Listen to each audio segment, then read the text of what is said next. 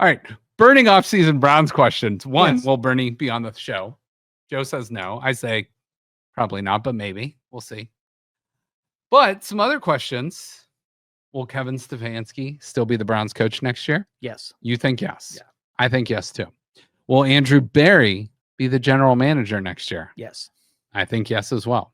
Will Deshaun Watson be a Cleveland Brown next year? No. No, I think that we are in agreement all across the board. Let me ask you this. On December 12th at 4:19 p.m., who will be the Browns starting quarterback next year, week 1? Jameis Winston. I agree. Who will be the backup? Oh, Will it be a rookie? Will it be Dorian Thompson-Robinson or somebody else? I think DTR is going to get us some trade capital, and we're going to get a rookie in there. I think the Browns will draft a quarterback for sure. I don't know if that'll be a first rounder, second rounder, late round guy, but the Browns are definitely drafting a quarterback this draft For sure. And they have a lot to answer in the offseason because right now this team is 3-10. They have been kind of fun to watch. You know, they beat the Steelers on that Thursday night in that snow game. That was awesome. The Denver game was so back and forth. Denver's been a good team this year, FL way, but they've been a really good team this year, ahead of expectations, and that's a team the Browns maybe can look to. The Denver Broncos have a good defense. They have started a rookie quarterback, or a rookie quarterback the whole year, and they're competing for a playoff spot. And we'll see. But the Browns in that game, Jameis Winston threw for like 500 yards in that game. He also threw 2 pick sixes. So he threw what, 6 touchdowns in that game. Just 2 happened to be for the other team. But Jerry Jeudy, he has unlocked Jerry Jeudy. Jerry Judy's like the number 5 receiving yardage leader in the entire NFL this year. So they have really found something in Jerry Jeudy, who they got. And I like that. Even when Flacco came, he started utilizing different receivers than that other guy was using, and different game. Yeah. And so next year you go in, you got Jerry Jeudy. You hopefully have something with Cedric Tillman, who has been injured. You still got your guy, David Njoku.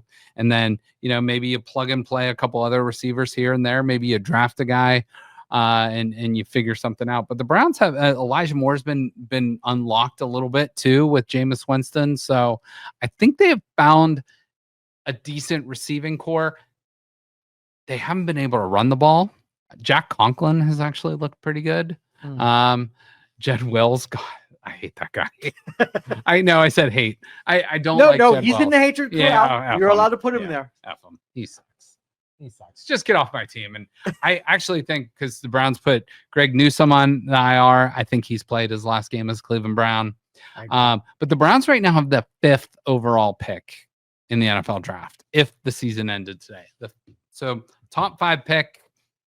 If they like a quarterback, probably have to take one, because hopefully you're not picking that high for many, many years. But if they're not sold on a guy, you got to take the best player available, whether that's an offensive tackle, whether that's Travis Hunter, whoever that might be. You just have to take the best player available. So I don't know. We'll get to that. We'll start talking draft maybe in February. We got time for that. But the Browns right now are 3-10. They play the world champion Kansas City Chiefs. Taylor Swift will probably be in Cleveland this weekend. You got the division rival Bengals, where you go to Cincinnati, you host the Miami Dolphins, and then your last game of the season at Baltimore. Browns are 3-10. What will their record be to finish the season? 3-14. I'm going to say 4-13. I think they win one of those games. I don't know which one it is. I would probably lean Cincinnati or Miami, but if Baltimore has nothing to play for at that point, who knows? They probably will.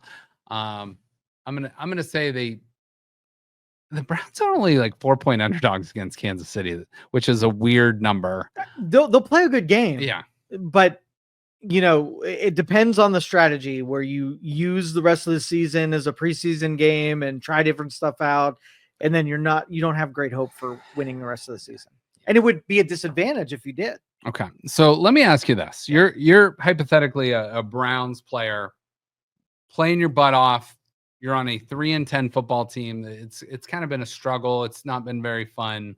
No one likes losing. And then you're like, okay, after the game, after practice, you go home, you open up your Instagram, and you see this picture.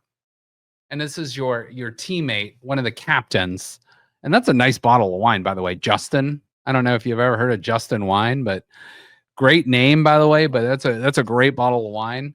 But you see one of your teammates who looks like he's enjoying a beautiful view, having a nice what kind of pasta is that? That looks like rigatoni or something. I think it's a douchebag pasta with some nice cucumber water and some nice wine. But you see that, and you are in Berea, Ohio, working your ass off. You're in the trainer's room, you're lifting, you're going through films, you're doing all this stuff, and you see a guy that was made a captain at the beginning of the season. Now, I'm not saying Deshaun Watson can't go enjoy a nice meal. He's probably rehabbing and doing some other stuff. But you see him post that while you're working your ass off and struggling on a 3-10 football team. What's your thoughts about that as his teammate? Dude's getting a bigger payday than me, working less hard than me, and it looks like he's enjoying himself more than he absolutely should be for as dismal as this team is doing. He's not my captain anymore. Amen. So there's kind of like how us Browns fans feel on the left, and there's Deshaun Watson on the right. And I couldn't agree more. It's like, go ahead and enjoy your wine, enjoy your pasta, enjoy your view, do all that stuff, but don't post that. No. Don't post that. Nobody, somebody else, I can't remember who posted this, but they posted the Instagrams. They compared them it was Lamar Jackson, Patrick Mahomes, and Deshaun Watson. And the Lamar Jackson and Patrick Mahomes, it was all football stuff and maybe one or two random things. But then Deshaun Watson's is all non-football stuff. It's he's all about his brand and off the field, not nothing football related. Whereas, these other guys are they live, breathe, and die football. Whereas Watson's made his payday. He's kind of checked out. Yeah. All right, I don't think he does care. And I want you to tell me the one you hate the most. OBJ, Brandon Weeden, Deshaun Watson. Oh, Deshaun Watson, 100%. Across the board. Yeah. I would number 2 would be the biggest question. I would probably say Beckham would be number 2. Ooh. Because Brandon Weeden just sucks. He wasn't good. OBJ is one of the most talented players, and he was still great when he was with the Browns, but he was just a little bit of a head case, a little bit of a diva.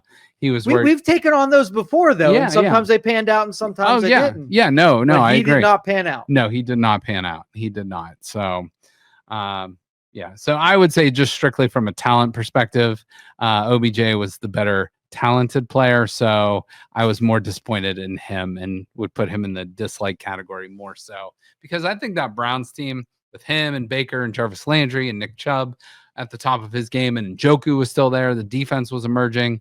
They could have done some stuff, and OBJ kind of checked out a little bit too. So F him. Yeah.